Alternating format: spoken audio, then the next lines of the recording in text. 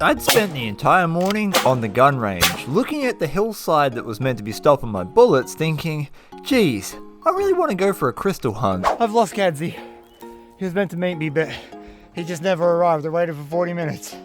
If you're watching this, Gadsy, I'm sorry. But I'm on a crystal hunt up in the northeast of Victoria in a spot that I've never been to before. And I'm already starting to find good sign. I got piles of quartz all over the ground, and a lot of them are already bearing the formations of crystals. In this area in particular, I'm hunting for clear quartz crystals and smoky quartz. Look at the size of that old bed. Wow, this thing is massive. And this is what we're after. Nice pieces of quartz crystal. By the looks of it, someone was here a long time ago and they pulled a lot of quartz out of the ground. You can tell these tailings are super old because you've got quartz surrounded by moss that takes a very long time to grow. Look at this. Oh, that's a beautiful cluster. There's a pretty big expanse of land here to explore. And now I have to do it on my own because Gadsy's missing. But it just keeps getting better the further I go up the hill. There's bigger and bigger chunks of quartz containing crystals. Look at the formations in this. I'm literally just walking along and looking for where the quartz is outcropping. And eventually I'll pick a spot. It never ceases to amaze me. It never ceases to amaze me just how explored my region is. Literally every mountainside I go to, no matter how hard it is to get to, someone's been there. Quartz, and quartz crystal derivatives like amethyst and smoky quartz are all made of the same thing, and that's silicon dioxide. The only difference between them is how they're formed and what other minerals are present.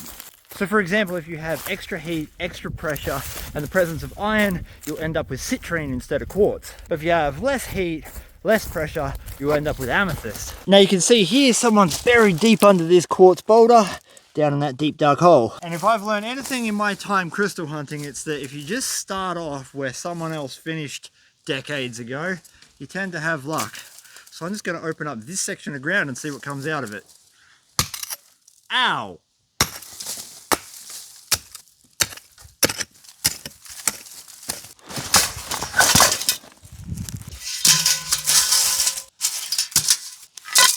Most of this is topsoil, so we probably won't see much. We've got to get down to the gravel layer. I'm using a little 1/4-inch sieve.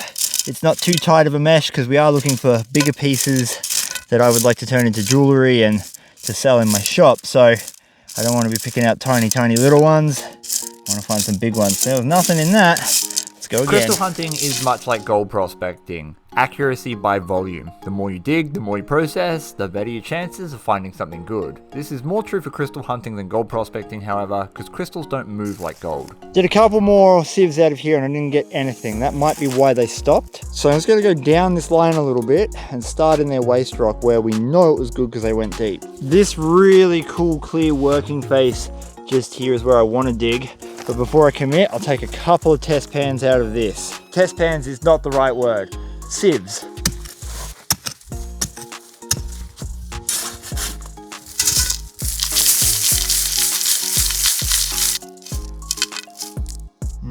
One tiny piece. It's not much to look at, but it's the base of a quartz crystal.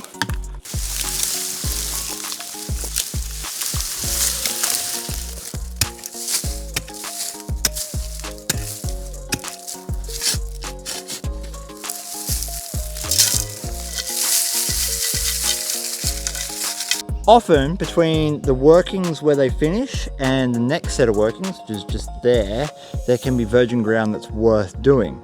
At least that's what I found with gold prospecting. Crystal hunting seems to be a little bit different. I have found pockets in virgin ground, but I find way more good crystals in the mine dumps and in the holes that they've already dug. This is a massive tailings pile that rises up about 3 meters before the trench. And in a single scoop, I managed to get all these pieces. These are just broken pieces. That's my first nice point. And this has a beautiful glassy section on it, which I'm interested to clean up at home. Just paying attention to some of the stuff that's on the ground. Look at that.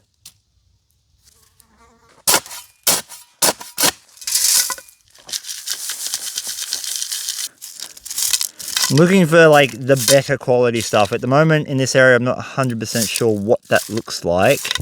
So we're kind of just taking anything that resembles a nice fully formed crystal, even if it's not clear.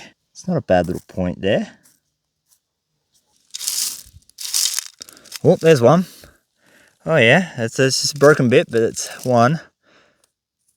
A bit too smashed for my liking. It was taking a little while to figure out exactly where I needed to dig, but I discovered soon enough that I wasn't too far away from a fantastic deposit of clear smoky quartz. I heard a noise and I was like, is that a shovel dogger? But no, it's a lace monitor. Just chilling out on the top of a tree, waiting to fall down an unsuspecting prospector and eat his eyeballs, so he can never find his way back. Finding lots of broken shards and bits. Couple of points in here, which is encouraging, but nothing of substantial quality just yet. This has been my most promising classification pile yet. Getting lots and lots of pieces of quartz that have that crystal shape, but nothing super definitive just yet. Well, that's almost one, isn't it? Well, there we go. That's a tiny little cute quartz crystal, isn't it? And good news! I just got a message from Gadsy. He got reception somehow. He's struggling towards my location. Hey you, come here. I'm working my way along the trench here. Got another classifier full of dirt.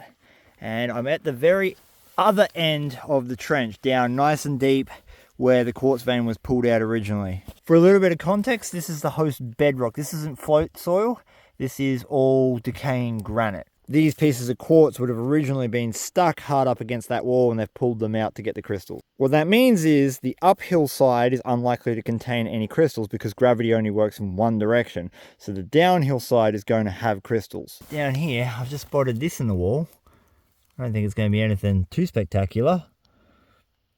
But it is nice to pull a shiny face out of the wall like that. Look at that, it's like glass. This might be an okay sieve, because we're down at the same level the quartz was pulled out of. But you never know until the fat lady digs a nice quartz crystal up. We're looking for real clear ones, that's what I want, but I'm happy to take these because I can still utilize these pieces. I just don't want absolutely trashed ones. Oh, that's a good one. Haven't even seen that yet. Oh no, it's broken in half. That side's nice. That side's real cool. Yep, again, it's broken, but that is a full point. Alright, there's lots of little bits and pieces in here, but I want full crystals. I spent the next 20 minutes anxiously awaiting the arrival of Gadsy and clearing out all the topsoil from the bottom of the pit. Finally got what I would say to be the best point of the day. It is complete, so there's no damage to the top or any of the sides. It is broken off at the base from its original host, but it is very clear compared to the rest of them. That's a super sweet little quartz crystal. You're going in my pocket. It's definitely broken, but it looks clear.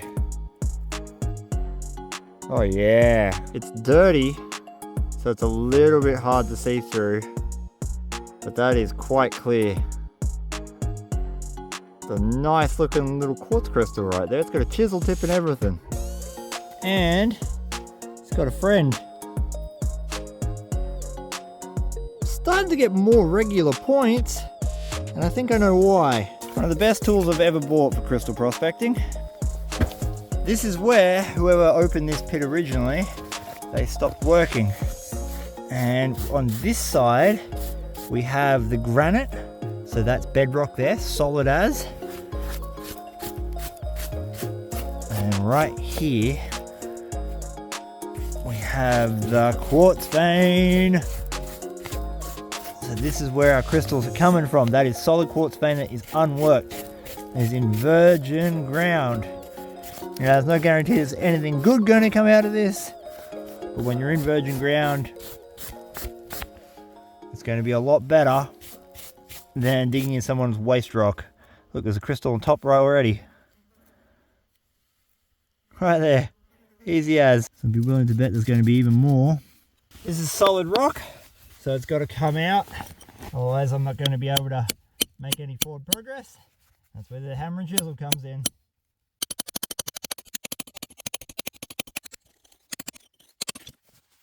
You know, you got to pick these up and look at them. You got to check for Vo-Gus, pockets within the host rock itself that contain your actual crystals. You can see the formation of the crystals in this one, but there's no pocket there just yet. You, me, and a few other thousand of my subscribers are the first people to ever lay eyes on this. Just look at the structures going on within the host rock. We're just looking for the one pocket where it's able to open up and really start growing. And we've got all the little ones on this side. Like this would have been a good little pocket. Look at that. Oh, there we go. See, already we can see the crystal structures coming out.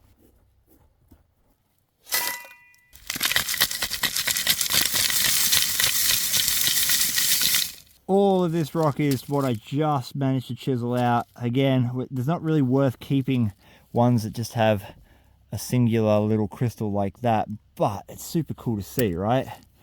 So we're in the right area, we're on the right path, we just got to find the right rock. Very much the same as gold prospecting, except a little bit more finicky. Oh, there's a point, there's a proper point. That's the one. It's slow going because I'm having to hand chisel this out one tiny piece at a time. But as I'm getting deeper, the material is changing. Very difficult to show you in this light, but this is a very clear piece of smoky quartz just on the corner here. By no means like a full crystal or even like close to something worth really keeping, but the material getting clear like that is a great sign for better crystals in this hole. And still no sign of Gadsy. My mining partner is just into the ether. Way deep down in here, it's getting real crunchy, and when it gets crunchy, it means that there's pockets, right? And pockets are where those crystals actually grow. Well, I just pulled this out. That is a real nice little quartz crystal. It's very clear, albeit dirty. It's such a hard thing to get on camera, but I'm super stoked to have found that.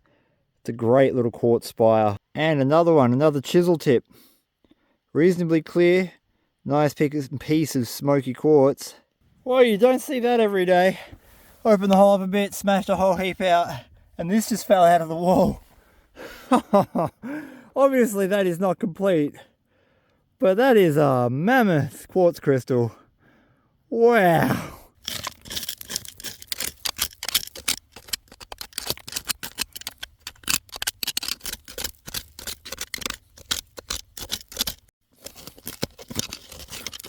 I might have just got one. I might just have got one good one. Oh, that is clear. That is super clear. It's dirty. Oh, that looks good. I can see through that. Just giving it a bit of prospector's lubricant. Oh, it is good. That is definitely the best one of the day. That is clear as. A little bit more of a clean, and it is going to come up beautiful. That's what we've been hunting for all freaking day, man. That is a crystal.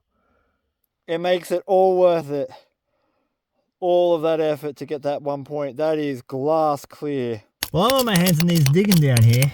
I just wanted to let you know about my Patreon account where we do giveaways like crystals and pay dirt and gold prospecting equipment every single month. Costs as little as $1 to sign up. Easiest way you can support the channel is to jump over to my website, The Old Moldy, grab yourself a t-shirt or some pay dirt.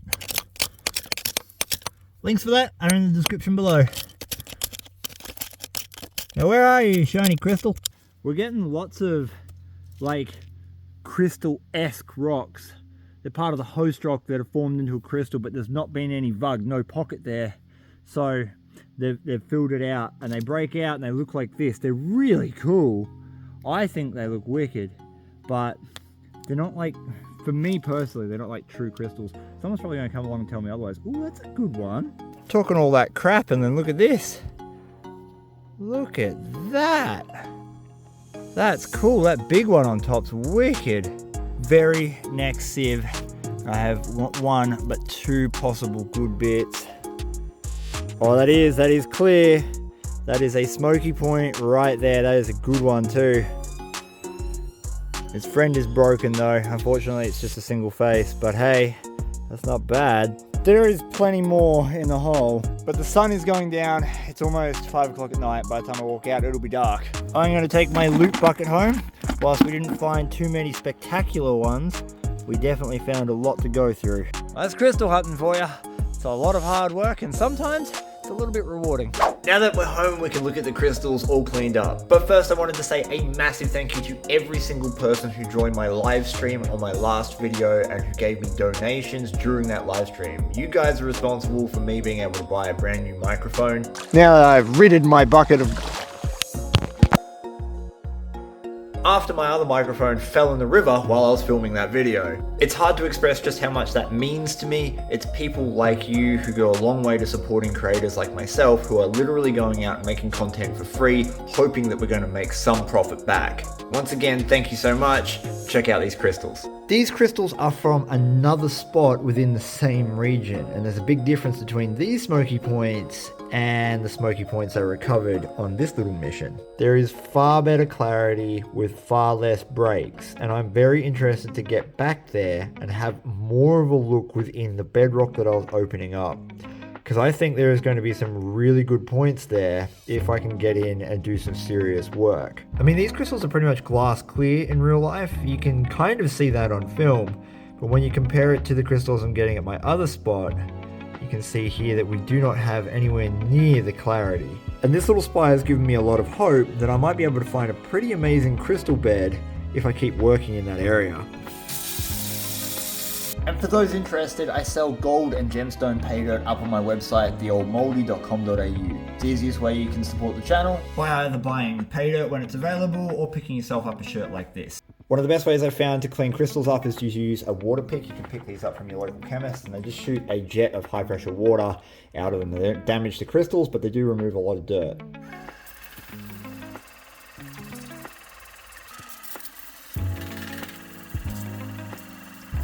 Ridiculous amount of host rock on this, but the crystals at the top are really cool. I think I might slab this off at some stage.